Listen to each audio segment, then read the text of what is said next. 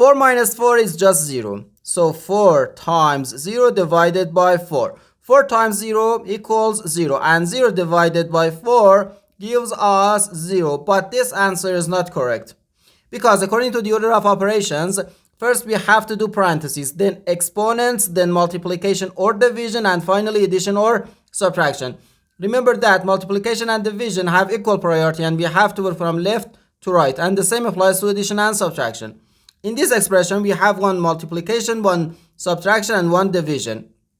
Multiplication and division have higher priority than subtraction.